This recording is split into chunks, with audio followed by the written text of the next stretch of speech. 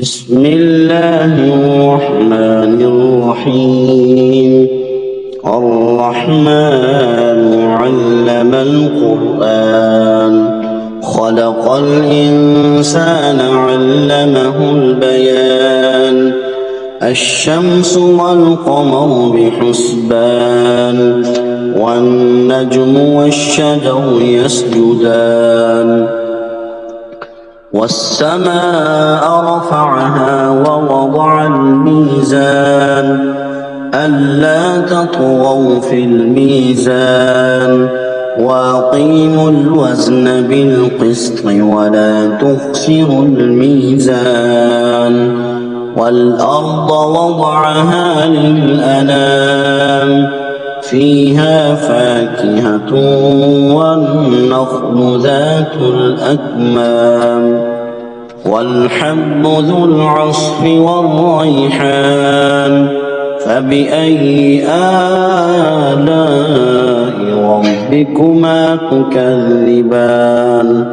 خلق الإنسان من صلصال كالفخار، وخلق الجان من مارج من نار. فبأي آلاء ربكما تكذبان. رب المشرقين ورب المغربين، فبأي آلاء ربكما تكذبان. مرج البحرين يلتقيان، بينهما برزخ لا يبغيان. فبأي آلاء ربكما تكذبان. يخرج منهما اللؤلؤ والمرجان، فبأي آلاء ربكما تكذبان. وله الجوار المنشآت في البحر كالأعلام، فبأي آلاء ربكما تكذبان. كل من عليها فان، ويبقى وجه ربك ذو الجلال والإكرام. فبأي آلاء ربكما تكذبان. يسأله من في السماوات والأرض كل يوم هو في شأن. فبأي آلاء ربكما تكذبان. سنفرغ لكم أيها الثقلان، فبأي آلاء ربكما تكذبان. يا معشر الجن والإنس إن استطعتم أن تنفذوا من أقطار السماوات والأرض فانفذوا، لا تنفذون إلا بسلطان. فبأي آلاء ربكما تكذبان. يرسل عليكما شواظ من نار ونحاس فلا تنتصران. فبأي آلاء ربكما تكذبان. فإذا انشقت السماء فكانت وردة كالدهان. فبأي آلاء ربكما تكذبان. فيومئذ لا يسأل عن ذنبه إنس ولا جان. فبأي آلاء ربكما تكذبان. يعرف المجرمون بسيماهم فيؤخذ بالنواصي والأقدام فبأي آلاء ربكما تكذبان هذه جهنم التي يكذب بها المجرمون يطوفون بينها وبين حميم آن فبأي آلاء ربكما تكذبان ولمن خاف مقام ربه جنتان فبأي آلاء ربكما تكذبان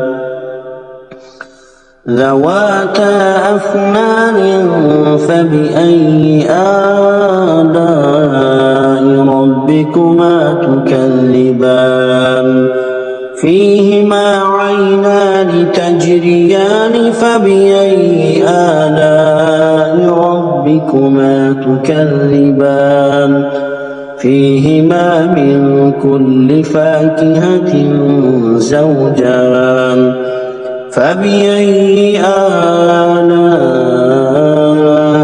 ربكما تكذبان متكئين على فرش بطائنها من استبرق وجنى الجنتين دان فبأي آلاء ربكما تكذبان فيهن قاصرات الطرف لم يطمثهن إنس قبلهم ولا جان فبأي آلاء ربكما تكذبان كأنهن الياقوت والمرجان فبأي آلاء ربكما تكذبان هل جزاء الإحسان إلا الإحسان فبأي آلاء ربكما تكذبان ومن دونهما جنتان فبأي آلاء ربكما تكذبان مدهامتان فبأي آلاء ربكما تكذبان فيهما عينان نضاختان فبأي آلاء ربكما تكذبان فيهما فاكهة ونخل ورمان فبأي آلاء ربكما تكذبان فيهن خيرات حسان فبأي آلاء ربكما تكذبان حور مقصورات في الخيام فبأي آلاء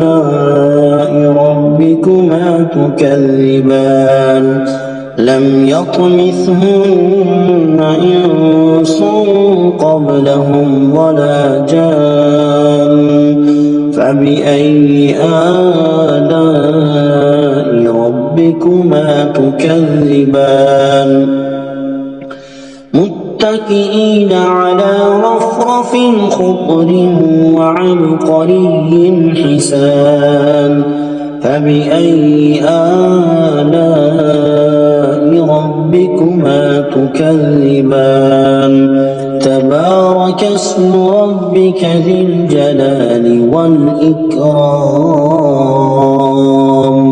صدق الله مولانا العظيم.